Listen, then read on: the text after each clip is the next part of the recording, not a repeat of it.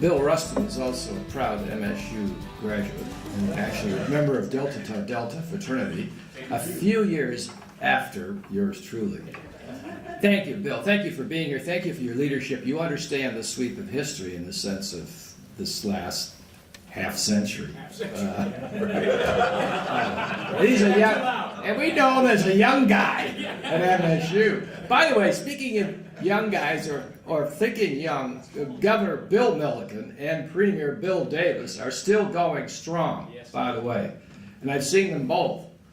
And they were great leaders, and we were happy to follow their lead and have a Great Lakes Governors meeting the year later when I became governor, and we've worked on that ever since. But it is interesting, the awareness factor is just, it's stunning how little people understand these connections, like Canada provides us with more energy than any country on the face of the earth, more oil than Saudi Arabia, for example, when it comes to Michigan. Or obviously that we manage and share the Great Lakes, and that whatever goes in those lakes, however we clean them up, however we protect them from diversion, they are international water. And it requires close cooperation with Canada and Ontario and Quebec. But we thank you for your leadership very much, Bill, and thank you for being here. Bill mentioned the new International Trade Corridor, the bridge. It's a great success story. It's also a leadership story in the sense of Governor Snyder immediately understanding how important it was, adopting it, making it the centerpiece of the state, and making sure, even though there were a lot of maneuvers to try to stop it, make sure that he moved the ball with the agreement with Canada. And I was happy to be there.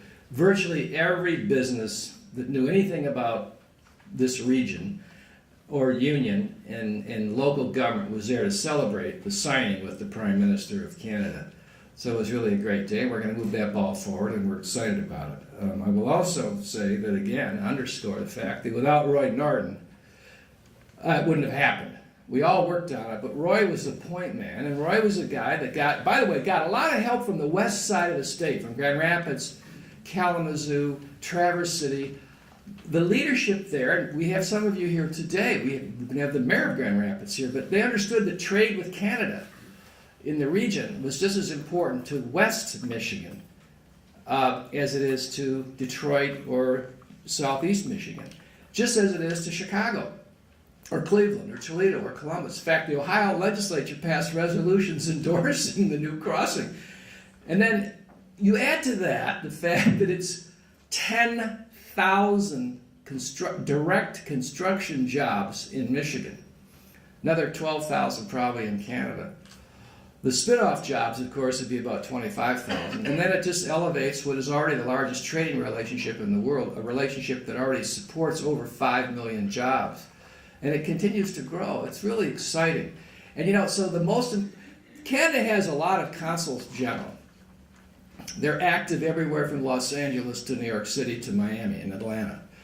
But I think the most important one is the consul general in Detroit, who serves Michigan, Ohio, Kentucky, and Indiana, because of the impact of the region on all the different issues we've just talked about.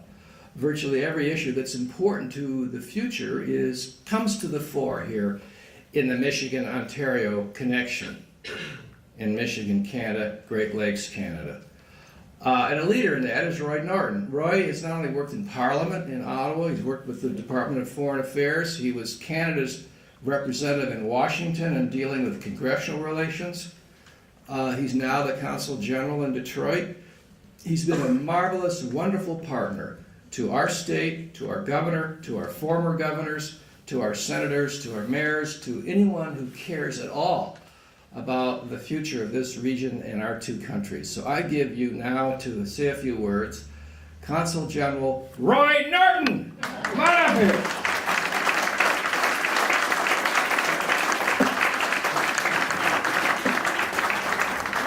I was going to nominate you for something, I just didn't know what. You're as understated as ever, Governor. Thank you very much. I'm actually going to say more than a few words, and I'm grateful to Bill Rustin for having effectively yielded a good chunk of his time to me. I wish that every one of my four governors, meaning the governors of the states of Michigan, Ohio, Indiana, and Kentucky. I wish every one of them had a Bill Rustum. And I like you so much where you are that I'd be happy to facilitate your migration to Canada, Bill, but only after you're really done doing what it is you're doing. I see His Worship Mayor Hartwell has arrived. In Canada, we show due deference to mayors. We refer to them as Your Worship, at least we're supposed to.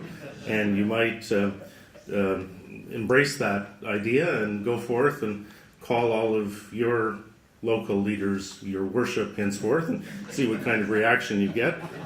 Anne-Marie, thank you for organizing this. You and your team have once again done just a tremendous job. It's such a pleasure to be associated with the Canadian Studies Centre at MSU. I like the title, Synergetic Transformation. It says to me that outcomes achieved collaboratively will be greater than the sum of efforts by individual Great Lakes jurisdictions. It implies that transformation is desirable, which I think we would all agree, and that true transformation likely is only achievable through greater levels of cross-border cooperation than we are accustomed to. I believe all those things personally, and after this conference, maybe we all will. Synergetic transformation requires fundamental attitudinal changes by political leaders, including legislators, by bureaucracies, the business community, law enforcement, organized labor, non-governmental organizations, environmentalists, academics, and others.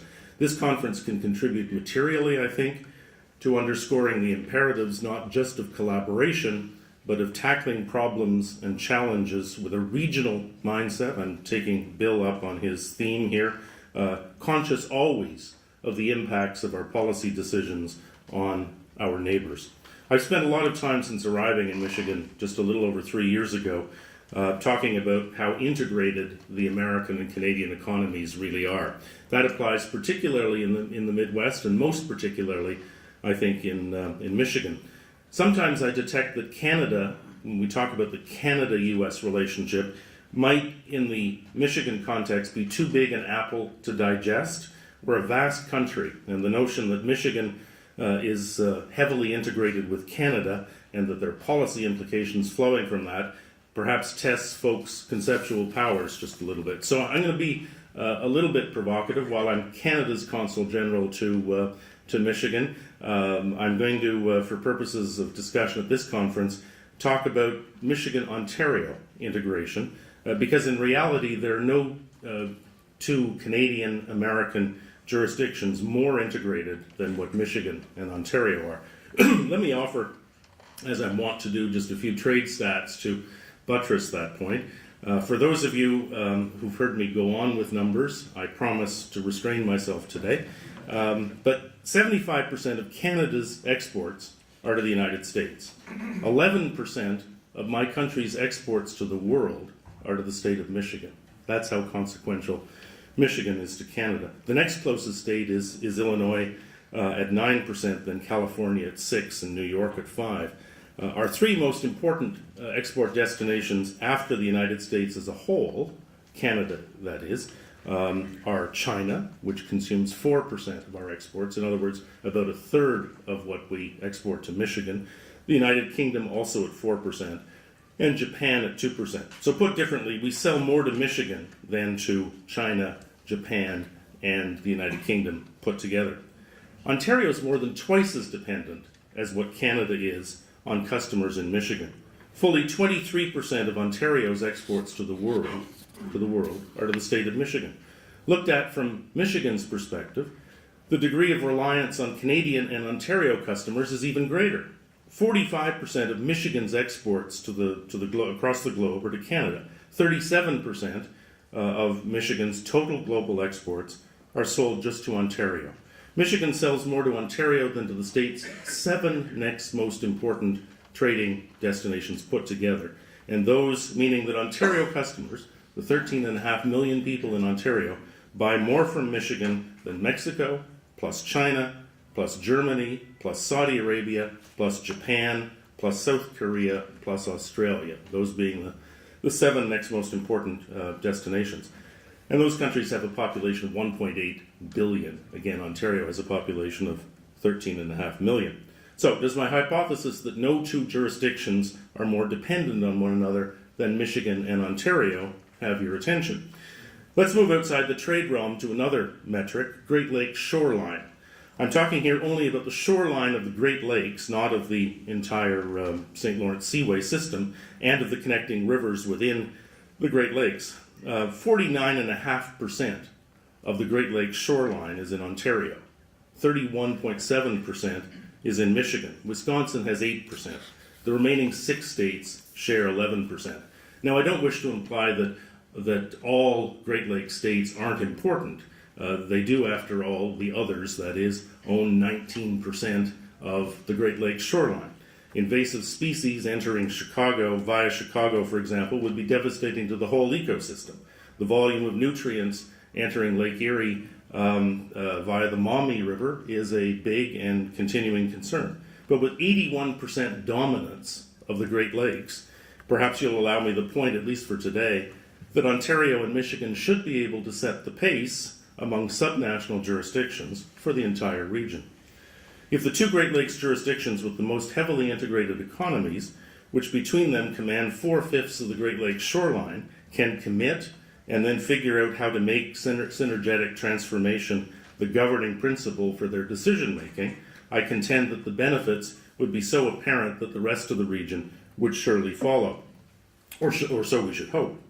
None of us should be surprised that Governor Snyder has assumed a leadership role in this regard. After all, he spent almost 5 minutes in the State of the State speech that Governor Blanchard referred to on the 18th of January of 2011. He spent 5 minutes during that speech talking about the importance of Canada to Michigan's economic revival prospects. He cited the fact that in 2009, which was the most up-to-date statistic available at that moment, Michigan did $40 billion in trade with Canada. In 2012, by the way, Michigan did $75 billion in trade with Canada.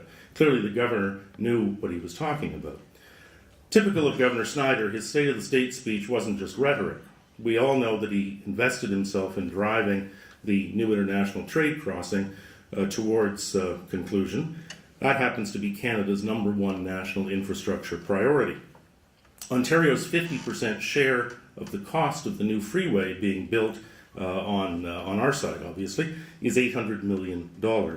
The agreement, probably the most tangible demonstration imaginable of Michigan-Ontario integration, set in train other important developments. A waiver by the U.S. Department of Transportation of Buy America regulations which, when not waived, constitute, in our view, an egregious denial of the true extent of U.S.-Canada economic integration, and then a presidential permit issued in what might have been record time.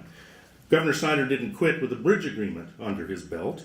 He's building support very strongly and very aggressively for a new double-stack rail tunnel between Detroit and Windsor. He led an official business delegation to Toronto last November, and he came back just earlier this week, on Monday night, from his second such mission. On both trips, he called on the Premier of Ontario. I was once a senior official in the Ontario government. I know that a bureaucracy becomes focused and energized when the Premier meets with a foreign leader. The ramifications of those two meetings will be positive, and they will endure. By the way, to the best of my knowledge, these were the first times that Michigan's governor has visited the state's principal export destination in almost a decade.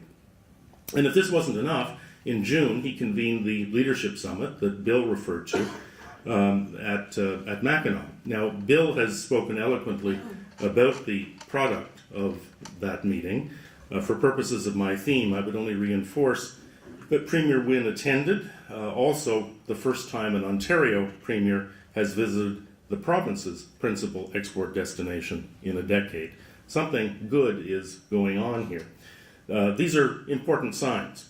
They suggest that at the very top, there's recognition of how critical each jurisdiction is to the other, to job creation, to resource management, to amicable problem resolution. They augur well in terms of commanding the attention of bureaucracies in each of Michigan and Ontario, to the need for proactive consultation of counterparts in the other jurisdiction prior to recommending administrative action. for example, the writing of regulations. I once represented Ontario on a review undertaken by the Canadian School of Public Service of the extent of bureaucratic level contact across the US-Canada border. The incidence of such contact was profound, but all of us, including we bureaucrats, have many mandates and many deliverables. Ontario and Michigan public servants will benefit from hearing from their political leadership repeatedly how important it is that they cultivate and maintain contact with their counterparts in the other jurisdiction. Frankly, legislators should be similarly focused. Today, contact is episodic, usually in the context of regional organizations like the Council of State Governments, Midwestern Legislative Conference, and Eileen Grossman is here, or at the Great Lakes Caucus. These are annual events, but they last only a day or two or three. A handful of legislators from Ontario and Michigan attend.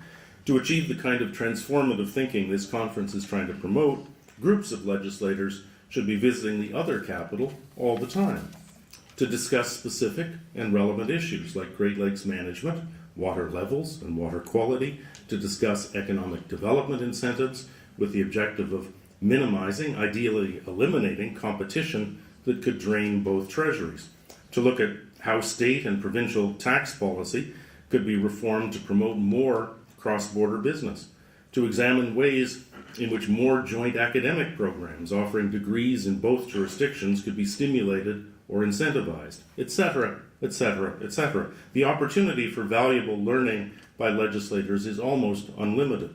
The scope to harmonize priorities, contemplate complementary legislative action, and minimize the potential for sideswiping or unintended consequences also is almost unlimited. All that's necessary is the direction and the will to follow through. Now, I've so far cast responsibility for synergetic transformation in terms of government's leadership role. In every sector, however, of society, there's a role to play, and I'd like to elaborate a little bit on my thinking in that regard. As businesses make location decisions, do they reflect sufficiently on the extent to which plants on either side of the Detroit, St. Clair, or St. Mary's rivers source disproportionately from plants on the other side? Why is that important? Because 25% of the total value of all Canadian exports to the United States consist of US-made content. By contrast, 4% of the total value of Chinese exports to the United States consist of US content. As the Center for Automotive Research here in Michigan has reported, 60% of the major content of every vehicle coming off the assembly line in Ontario is of US origin in the first instance. From the perspective of jobs created in either jurisdiction, therefore, it doesn't matter nearly so much whether a manufacturing facility opens in Michigan or in Ontario. What matters in the context of maximizing regional synergies is that it locate in one or the other, and not somewhere far away. Because Ontario and Michigan are one another's best customers, synergetic growth engenders elements of a virtuous cycle. I continue. Do labor leaders on either side of the border give nearly enough consideration when negotiating to a posture that has the potential to strengthen the competitiveness of the region, meaning of both jurisdictions? Do they place priority on doing everything possible to see something like the new international trade crossing become a reality? It's an infrastructure project that's demonstrably in the interests of their membership. If they don't, they might want to reflect further on the importance of doing so, because failure to secure that project and see it built could result in devastating setbacks to Michigan and Ontario manufacturing industries, especially in the automotive sector. Setbacks with job losses as serious as those suffered in the 2008 to 2010 recession. Do journalists, when preparing their stories, routinely seek a perspective on the other side of the border, or on any and all matters that could lend themselves to such treatment? With the advent of internet research, finding sources is easier and easier. Doing so requires little more than contemplating the existence of a transborder angle in the first instance. By demonstration, the media can instill greater consciousness of how interconnected we are, or it can allow its readers and viewers to wallow in the notion that we are only of marginal consequence to one another. A great Michigander, David Hollister, counseled last year that we should be studying more about one another in our schools. I think he's right. which, after commending Michigan State University and congratulating the Canadian Studies Centre here, provokes me to ask, why don't all of the major universities in Michigan and Ontario have programs in Canadian studies or U.S. studies, depending on their side of the border, or centers of U.S.-Canada relations for that matter? Why isn't there a focus at 2 or 3 universities in each of Ontario and Michigan on policy making and its implementation, severally or jointly, in the other jurisdiction? To be sure, Ontario may not be sexy or particularly exotic to Michiganders. By contrast, Ontarians probably do find Detroit pretty exotic. The point is, universities in Michigan and Ontario offer courses and programs that foster learning about lots of places that, as it happens, aren't remotely as important to our respective economies or interests as Canada and the United States are to one another. Or for that matter, Michigan and Canada are to one another. In policy terms, how would synergetic transformation evidence itself? My day-to-day focus is on U.S. policy behavior, so that's the experience I'll draw upon. You need to get my counterpart in Toronto, U.S. Consul General Jim Dickmeyer, here for the next CN forum, and he'll be able to offer you perhaps the analog in terms of Canadian policy change that might be expected. Let me offer a few examples of how true synergetic transformation could play out. The monopoly owners of the Ambassador Bridge would find, no matter how much money they spend extending either carrots or sticks, that their noxious behavior would gain absolutely no traction in the legislature or with informed Michiganders, because everyone instantly would know that such palpably self-interested behavior is inconsistent with the needs of the regional economy. Moving along, there never would have been a single business tax, let alone the need to eliminate it. Legislators would appreciate that the volume of trade and the value of traffic passing through your state necessitates taxation regimes that are harmonious, not dissonant. In such a transformed region, Michigan's government, business, and labor leaders would fight strongly and loudly against national protectionist policies that destroy the supply chain relationships underpinning the integrated nature of our shared economy. Supply chain relationships on which literally millions of jobs in both of our countries depend. U.S. federal policies like country of origin labeling in the agriculture sector, Buy American in the transportation sector, and federal stimulus programs that discriminated against firms organized on both sides of the border, firms that source components from their U.S. or Canadian subsidiaries, would, if advanced, elicit certain and vocal opposition from Michigan and Ontario, a synergetically transformed Michigan and Ontario, that is. I've often said that Canada and the United States do not compete with one another on the cost of labor or on health, environmental, or labor standards, meaning that neither of us vis-a-vis the other is China or any comparable jurisdiction. That should matter to policy makers here. It should be possible to fashion nuanced and sophisticated policy taking account of that reality, rather than blunt, broad-brushed measures that ignore it. As my friend Stephen Blank, one of the most incisive analysts of the U.S.-Canada relationship, has written, it's time to stop talking about being trading partners and underline the fact that we are production partners. Needless to say, such transformative thinking would compel each of Ontario and Michigan to refrain from introducing or even sustaining protectionist policies at the provincial or state level that could discriminate in one way or another against the other. Synergetic transformation would mean that we perceive the geography we jointly occupy for both the opportunities and the obligations it confers. I'm mindful that this is a CN forum.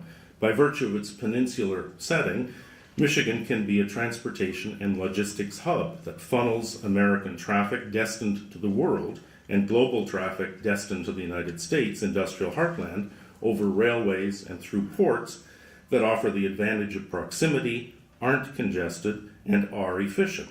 Governor Snyder and many in this room routinely speak out in favor of such an outcome. Agreements, investments, and marketing should follow. The same applies for energy policy and delivery mechanisms. Great maturity is called for, likely starting with upfront acknowledgement of the energy-intensive nature of our joint manufacturing economy. explicit support for national policies that maximize the jobs advantages to both of us of achieving North American energy self-sufficiency should flow from regional consciousness. Sustained support by the Michigan legislature in the form of multiple resolutions passed with large bipartisan majorities, both for the KXL pipeline and for further development of the world's third largest oil reserve in northern Canada, demonstrate that responsible synergetic transformation already thrives right here insofar as the energy sector is concerned. On Great Lakes management, two jurisdictions commanding 80% of the lake's shoreline clearly cannot pursue disconnected policies on matters like ballast water, for example. The two together can lead in driving the development and implementation of policies grounded in realism, not fantasy, that achieve environmental goals while respecting commercial needs. This likely involves forswearing unilateralism of the type that often is encouraged, indeed demanded, by local interests. But leaders have a responsibility to educate their populations about the extent of interconnectedness and the fact that only system-wide solutions are acceptable. I could go on and on. Many of you have heard me do so. Let me address only one final issue before inviting questions, if indeed I've left any time for that. Michigan and Ontario equally depend on a well-functioning border. Neither has control of border policy, most infrastructure development, or security enforcement, but each enjoys a very large bully pulpit. Ontario's relative weight in national politics in Canada is 4 times greater than California's is in the United States House of Representatives. And 45% of the USA's entire trade relationship with its best customer in the world, Canada, is conducted across the Michigan-Ontario frontier, giving Michigan's voice on these matters great weight and credibility. So let's stipulate, both jurisdictions, if they truly invest themselves, have the potential for considerable influence over what priority is attached by national governments to border facilitation. And there also are things within their own jurisdiction that each of Michigan and Ontario can do in this regard. After Washington State, Michigan was the leader in offering enhanced driver's licenses to its residents. Ontario followed. Ever since 9/11, we've seen substagnation in the growth of cross-border passenger traffic. Introduction of the USA's Western Hemisphere Travel Initiative, the passport requirement, slowed that growth still more. Enhanced driver's licenses were meant to overcome that trend. It's likely the case, however, that neither jurisdiction, Michigan or Ontario, has done as much as it could to promote the acquisition of enhanced driver's licenses. But if our residents don't acquire acceptable documents, they obviously can't cross the border. And if they don't cross the border in sufficient numbers, the constituency demanding synergetic transformation will certainly not grow, it may even diminish. We need to see that constituency grow. Both governments, acting in concert and within their authority, can do more to stimulate demand for that kind of thinking and action that will bring each of us still more closely together, along the way maximizing the benefits for Michiganders and Ontarians alike. And in so doing, the two jurisdictions together can model for the entire region what true synergetic transformation could achieve. So if there are questions for Bill or for me, fire away.